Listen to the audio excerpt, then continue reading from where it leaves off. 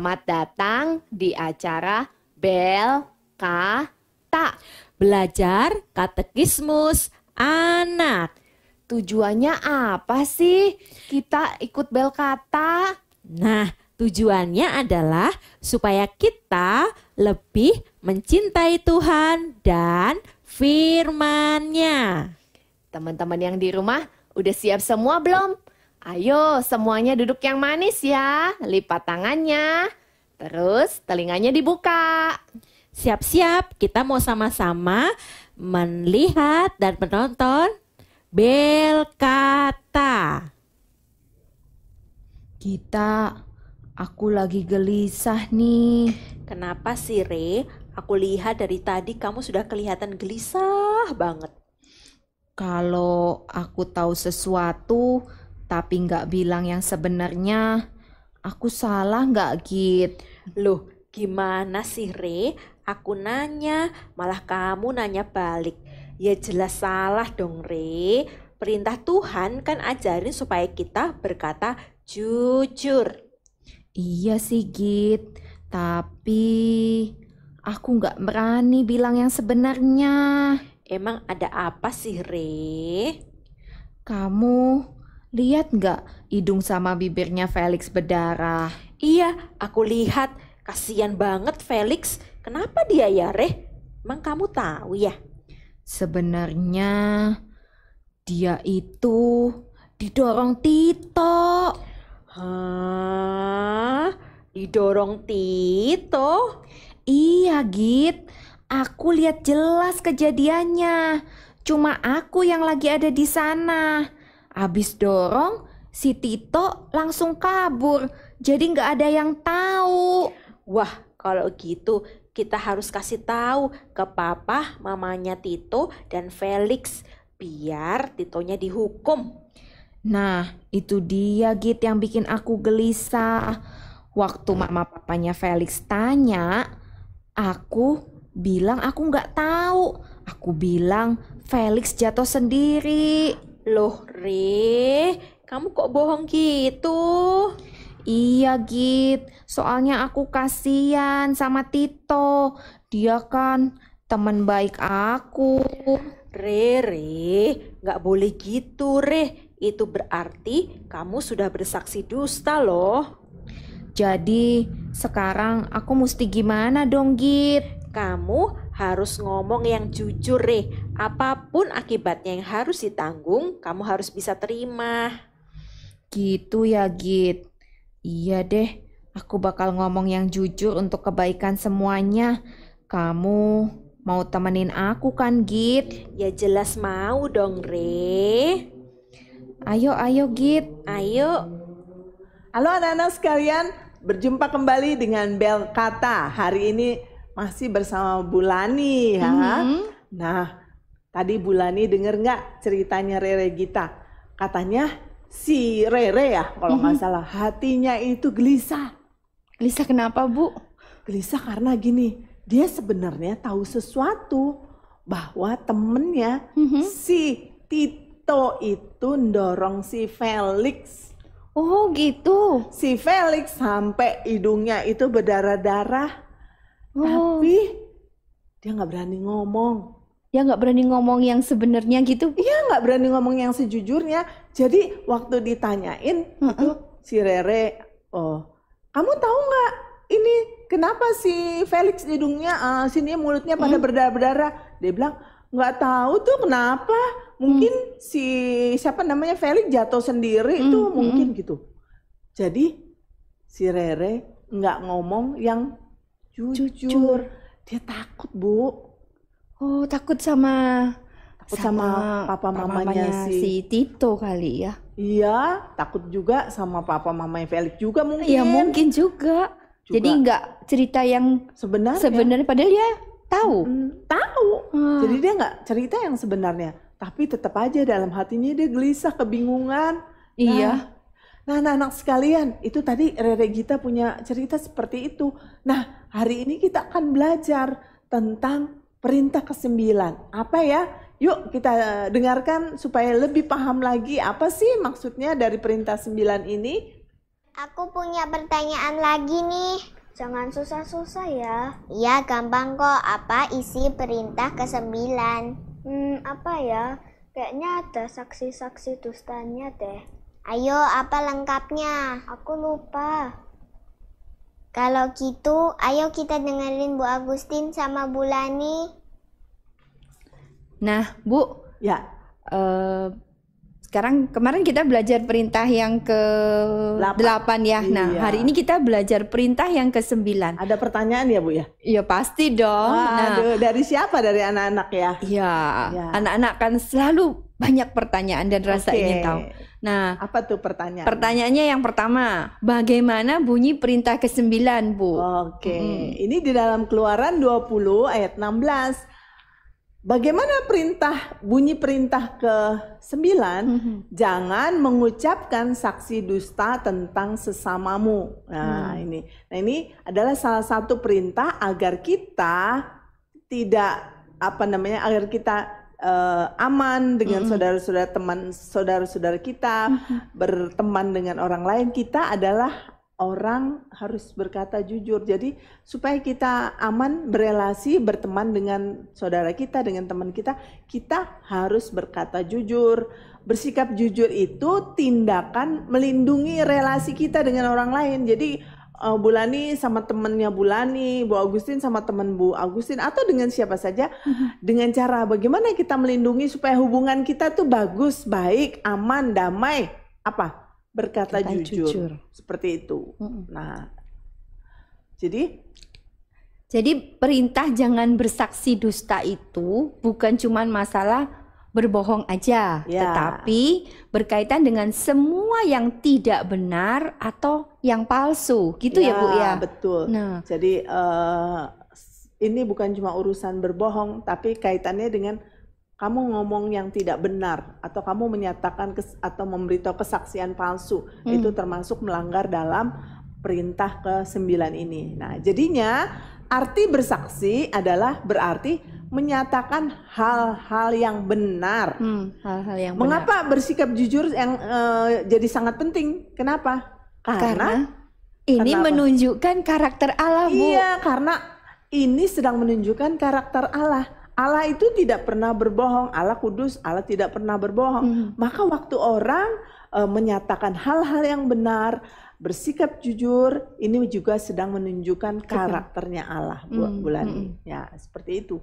Jadi anak-anak, kita tahu bahwa Allah hanya menyatakan kebenaran kepada kita. Kita bisa percaya kepada Allah dan semua apa yang tertulis di dalam Alkitab.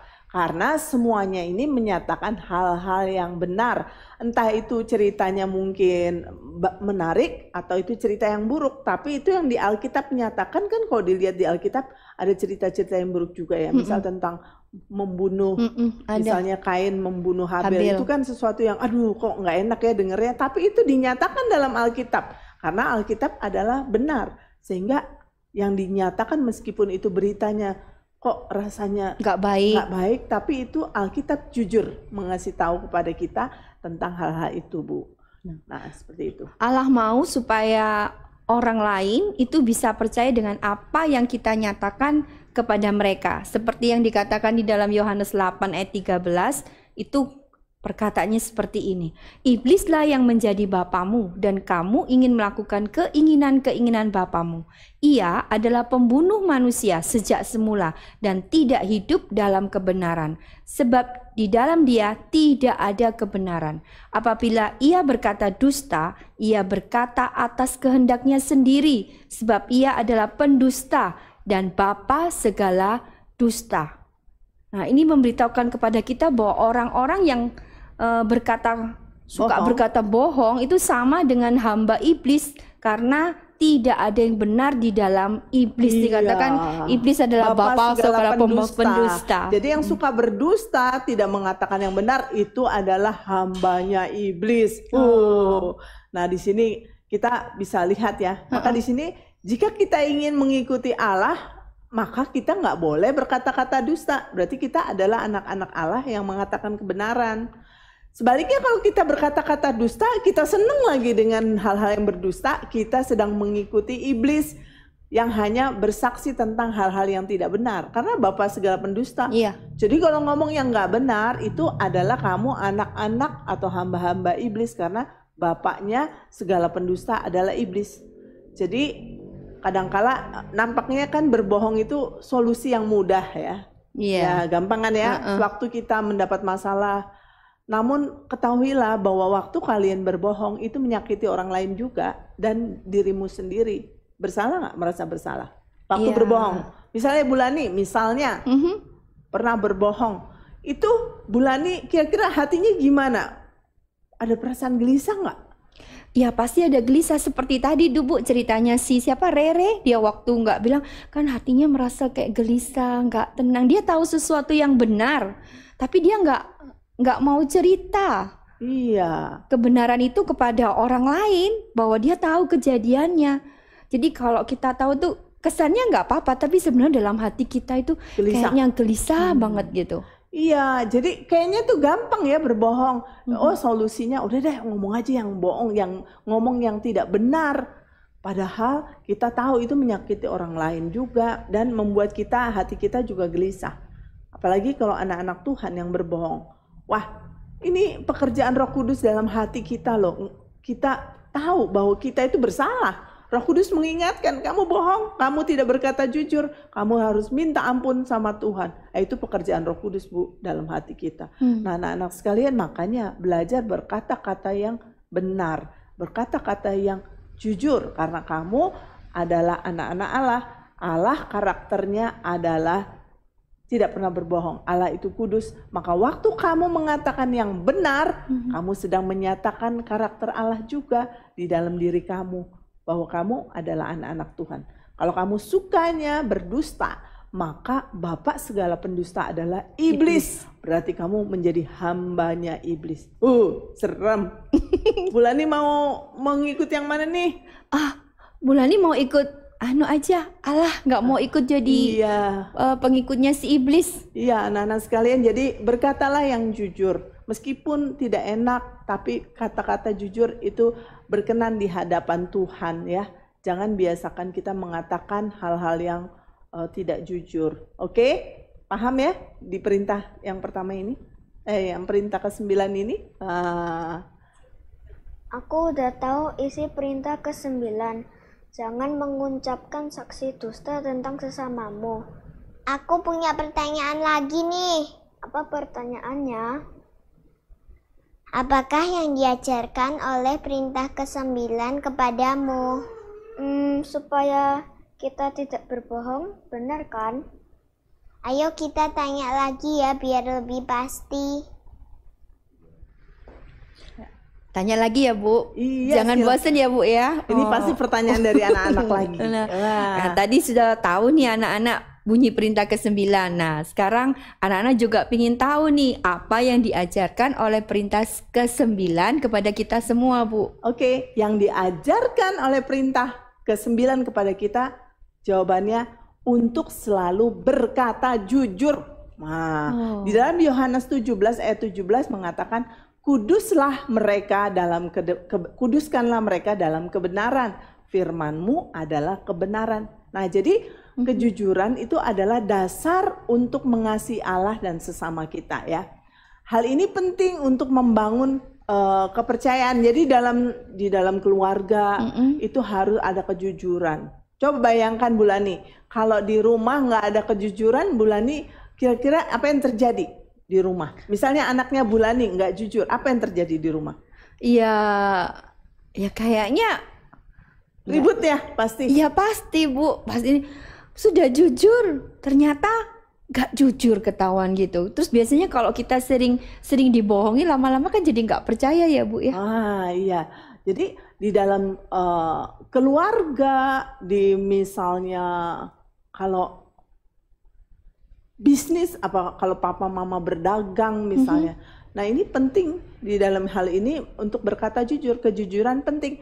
Kejujuran itu dasar mengasihi Allah dan sesama kita. Ini termasuk bukan cuma di rumah saja, tapi juga misalnya kalau di rumah, misalnya Bulani jualan apa misalnya? Jualan apa Bu? Bulani jualan ini, jualan material. Nah, itu kan ditimbang-timbang ya, Bu. Iya, betul. Nah, ditimbang. Misalnya kalau Bulani anak Tuhan pasti dia jujur, tapi kalau ada anak-anak yang bukan anak Tuhan, nggak takut Tuhan, dia bilang gini, ini sekilo. Dulu Bu Agustin pernah loh di Jakarta, kalau beli buah ya, namanya buah apa ya itu, mangga apa, duku. Jadi 1 kilo gitu, kelihatannya blek gitu timbangannya. Wah, seneng ya, keren begitu.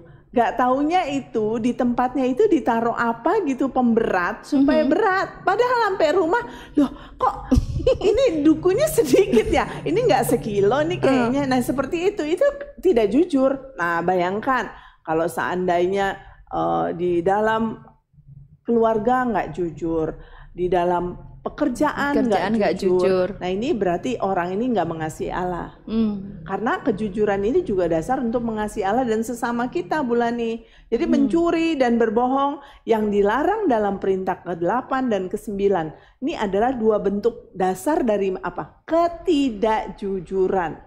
Nah ini pelanggaran ini menunjukkan ada rasa tidak hormat kepada Allah dan tidak hormat kepada orang-orang yang adalah pembawa gambar Allah. Sampai Seperti segitu itu. dalamnya ya, Bu? Iya, jadi kejujuran menjadi dasar kita mengasihi Allah dan juga mengasihi sesama.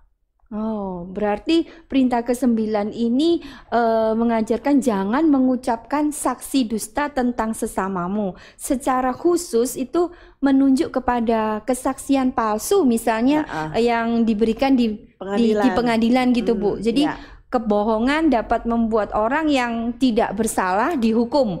Orang yang harusnya dihukum jadi dibebaskan gitu, Bu. Ya, betul. Jadi zaman Alkitab ini pada waktu itu seorang saksi yang berbohong tentang orang yang tidak bersalah itu akan mendapatkan hukuman yang seharusnya diterima oleh terdakwa jika dia dinyatakan bersalah. Itu di dalam Alkitab ditulis Ulangan 19 ayat 18 sampai 19. Jadi ini memang bicara kesaksian palsu di pengadilan. Jadi ada orang berbohong tentang orang lain begitu ya. Itu bersaksi dusta.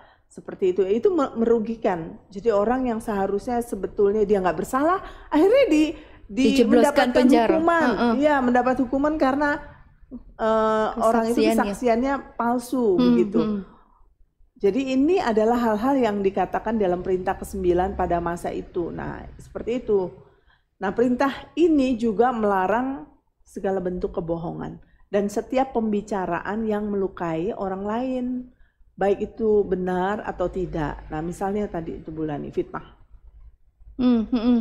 Misalnya kita fitnah pada orang lain, lainnya misalnya tidak melakukan, tapi kita bilang orang ini yang melakukan. Itu juga termasuk saksi dusta gitu, Ibu? Iya, fitnah mengatakan kebohongan tentang orang lain.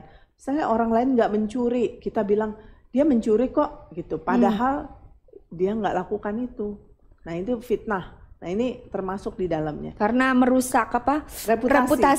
Reputasinya dia ya, Bu. Nama baiknya dia. Iya, nama baik orang itu bisa rusak. Misalnya Bulani bilang gini, Bu Agustin itu orangnya suka mencuri telur di di warung sebelah itu. Padahal saya nggak pernah mencuri telur. Saya beli. Tapi Bulani yakin benar, iya kok dia suka mencuri telur. Nah, seperti itu, berarti Bulani ngomong yang salah, fitnah itu. Akhirnya nanti orang memandang Bu Agustin sebagai pencuri telur, padahal tidak. Itu merusak reputasi. Aduh, nama baiknya rusak. Langsung setiap orang lihat Bu Agustin langsung lihat pencuri telur. Setiap Bu Agustin lewat mukanya jadi malu karena orang lain bilang tukang curi telur, bayangkan. Berarti orang yang kayak Bulani gini kalau sampai bilang Bu Agustin melakukan itu, menuduh Bu Agustin seperti itu, Bulani saya jahat banget. Jahat, melanggar perintah Tuhan yang ke-9 ini. Ibu tidak mengatakan yang benar, tapi mengatakan hal-hal yang bohong tentang orang lain. Nah, di sini lihat tuh bahwa jadi merusak reputasi ini sulit untuk diperbaiki ya. Kalau orang, ya kan? Iya, susah. Nama baik orang tuh kalau sudah tercoreng, susah diperbaiki. Masa Bu Lani mesti ngasih tahu kepada orang lain satu-satu, maaf ya, saya itu dulu salah. Sebenarnya dia, Bu Agustin tuh bukan pencuri telur kepada satu orang, nanti kepada orang lain. Wah, itu jadi susah. Padahal orang lain sudah punya pikiran banyak sekali tentang hal-hal yang. Berarti benar tuh ada yang dikatakan nama baik lebih berharga daripada kekayaan besar. Iya, Amsal 22 ayat Iya. 1. Nama baik lebih berharga daripada kekayaan besar. Iya sih, orang kaya, tapi nama baiknya dicemarkan. Jadi orang setiap lihat ketemu saya, wah, Bu Agustin tuh orang kaya loh sebetulnya, tapi pencuri telur, pencuri telur. Waduh, Aduh. ini bisa orang jadi ingetnya adalah pencuri telurnya. Itu nama baiknya sudah tercoreng. Berarti saya nggak mengasihi orang lain. Padahal di dalam Alkitab dikatakan mengasihi orang lain itu menuntut kita untuk menjaga lidah, Ya, terus telinga, telinga, terus pikiran kita dari pembicaraan yang merusak reputasi. Bagaimanapun juga kita harus mengatakan kebenaran itu di dalam Iya. kasih ya Bu ya. Ya, jadi kita mengasihi orang lain tuh berarti mulut kita tuh dijaga, nggak boleh mengatakan hal-hal yang tidak benar tentang orang lain. Juga telinga kita, pikiran kita, pembicaraan kita juga jangan mengatakan hal-hal yang tidak benar tentang orang lain. Jadi kita harus mengatakan kebenaran. Kalaupun misalnya ada orang yang bersalah, kita tetap menegurnya dengan cinta kasih, Bu Lani. Nggak boleh misalnya Bu Lani bersalah nih, terus saya sengaja begini, biar semua orang tahu Bu Lani itu Seperti apa? seperti apa aslinya, jahat. Terus saya ngomong-ngomong ke orang-orang, tahu nggak, Bu Lani tuh orangnya begini sama orang lainnya. Bu Lani tuh orangnya jahat, tahu nggak? Dia suka ngambil barang milik orang lain. Terus ngomong-ngomong satu-satu. Jadi bukannya baik, kita juga jadi jahat. Harusnya tegur langsung, misalnya, Bu Lani, maaf ya, ini saya mau menegur Bu Lani. Bu Lani itu saya lihat kok mencuri handphonenya temennya. Ayo, Ketahuan nih. ya. Bu Lani itu salah loh. Bu Lani harus kembalikan kepada orang lain, dan Bu Lani harus minta ampun sama Tuhan. Aku beneran loh nasehatin gini bukan karena mau mempermalukan Bu Lani, bukan, tapi karena supaya Bu Lani tahu aku mengasihi Bu Lani, kayak begitu. Cara yang benar ya Bu kita negurnya. Iya, jadi waktu kita menyatakan kebenaran pun harus dengan cinta kasih. Nggak boleh mentang-mentang terus bilang, ini orang jelek nih, Bu Lani lu jelek sekali, begini. Bu Lani itu jahat, begini. Wah, semua orang jadi ngeliatinnya, wah, Bu Lani malah juga tambah hatinya sedih. Bu Lani malah merasa kok jadinya temennya kok jadi jahat gini. Nggak boleh ya. Maka anak-anak di sini ingat, mengasihi orang lain menuntut apa? Menjaga lidah. Apalagi yang dijaga? Telinganya. Apalagi pikirannya. Jadi jangan mengatakan pembicaraan yang palsu. Nggak boleh menyatakan pembicaraan perkataan-perkataan yang tidak benar tentang orang lain, dan kita juga tidak melakukan yang menipu ya. Jadi yang kita lakukan harus yang benar, apa yang kita katakan yang menyenangkan hati Tuhan. Dengan demikian, waktu kita menyatakan kebenaran, kita sedang mengasihi Allah dan kita juga sedang mengasihi sesama kita. Oke, sampai di sini paham enggak? Ya, tinggal semuanya merenung ya. Apakah saya suka mengatakan hal-hal yang jahat tentang orang ya? Nah, kalau memang gitu, minta ampun sama Tuhan dan minta maaf sama orangnya. Bu, Ya. ini ada satu yang menggelitik sebenarnya. Apa tuh?